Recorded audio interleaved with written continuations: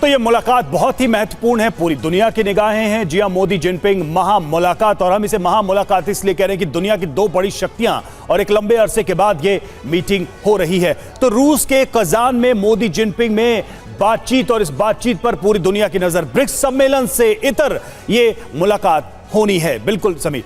जी हाँ, bilateral talks बड़ी अहम होगी। दोनों के बीच द्विपक्षीय बातचीत होगी। शी जिनपिंग और प्रधानमंत्री नरेंद्र मोदी आमने सामने होंगे। बातचीत से संबंधों में और सुधार की उम्मीद है, और दोनों ही देशों के विदेश मंत्रालय ने पहले ही इसकी झलक दे दी है अपने बयान में। संभावित एजेंडा देखिए क्या होगा। एलएसी पर सीमा विवाद को पूरी तरह से सुलझा लिया जाए। निश्चित तौर पर यह इस वक्त भारत और चीन के बीच प्राइम एजेंडा है, ताकि तनाव में कमी हो, और तनाव में कमी तभी संभव होगी जब एलएसी पर हर मसले का हल निकल जाएगा। आगे के एजेंडे पर भी बात होगी कि दोनों देशों के संबंध आगे कैसे रहने वाले हैं। भारत चीन आर्थिक सहयोग एक बड़ा मुद्दा है, बड़ा विषय है, क्योंकि दोनों क्षेत्रीय आर्थिक ताकतें हैं। बड़ी बात क्या है, तो बैठक के बाद संयुक्त बयान जारी होगा। सबसे इंपॉर्टेंट है, इस बयान पर रहेगी नजर।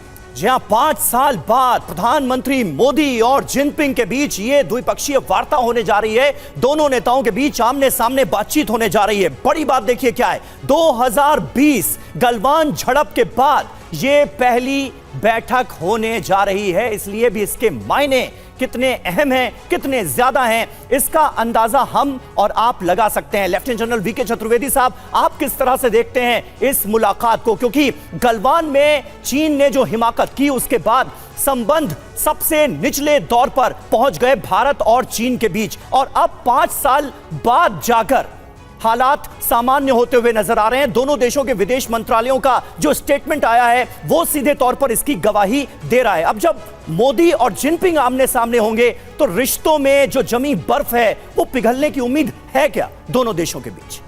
समीर, बहुत महत्वपूर्ण बैठक होगी आज। इसमें कोई सुबह नहीं है, लेकिन 2-3 चीज़ें मैं बताना चाहूँगा कि सबसे महत्वपूर्ण जो बात है कि भारत ने जो स्ट्रॉन्ग पोजीशन ली थी कि जब तक लद्दाख में और एलएसी पे शांतिपूर्ण समझौता नहीं हो जा सकता, हम लोग बातचीत नहीं करेंगे। और वो पोजीशन जो थी वो बहुत ही महत्वपूर्ण एक स्टेप था, जिसकी वजह से ये आज सब कुछ ये पॉसिबल हो रहा है। और इस मीटिंग से पहले ये एग्रीमेंट होना, जो कि डेपचौक और डेपसांग के बारे में, ये भी एक इंडिकेट करता है कि भारत की स्थिति आज कहाँ पर है। बहुत ऊंचाई की पोजीशन से, पोजीशन ऑफ स्ट्रेंथ से भारत ने बात की है, और पूरी तरह से बताया है कि जब तक आप यहाँ पे शांति नहीं करोगे और ये जो गलत हरकतें एलएसी पे करते हैं वो बंद नहीं करेंगे, तब तक हम आपसे बात नहीं करेंगे। ऐसा नहीं है कि पिछले 5 वर्षों में विश्व स्तरीय बैठक में मोदी जी और शी जिनपिंग साथ में नहीं थे, लेकिन कोई भी बायलैटरल नहीं हुई, साइडलाइन में कोई बातचीत नहीं हुई। और मोदी ने बिल्कुल, हमारे प्रधानमंत्री मोदी जी ने बिल्कुल क्लियर कर दिया था कि ये तभी होगा जब गलवान में और लद्दाख में शांतिपूर्ण समझौता हो जाएगा, और उसलिए उसको मजबूर होना पड़ा। दूसरी बात, हम जल्दबाजी में ना आए। ये एक ऐसे महत्वपूर्ण विषय है जहाँ पे समय के साथ हमारा जो ट्रस्ट डेफिसिट है, मतभेद हैं चाइना के साथ बहुत पुराने हैं और गंभीर भी हैं। हम चाइना पे आसान, जैसे कल चीफ ऑफ आर्मी स्टाफ ने भी हमारे कहा था कि एक विश्वास पैदा करना हमारा सबसे पहला कदम है। उसके बाद डी एस्केलेशन, डिसएंगेजमेंट और डी इंडक्शन होगा, और धीरे धीरे होगा।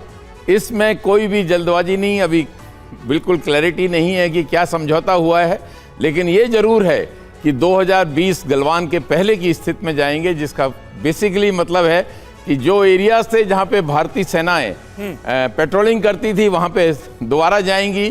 पेट्रोलिंग के कुछ नियम बनाए जाएंगे, जो कुछ मैंने जो कल सुना है, कुछ लोगों ने कुछ इंडिकेशंस दिए हैं कि पेट्रोलिंग 2 महीने में 2 बार से ज़्यादा नहीं होगी, 15 आदमियों से या सोल्जर से ज़्यादा उसकी तादाद नहीं होगी, एक दूसरे को बताएंगे। इस तरह के कुछ रूल्स ऑफ पेट्रोलिंग निर्धारित किए जाएंगे, जिससे कि फिर गलवान जैसी स्थिति, कोई झगड़ा ना हो।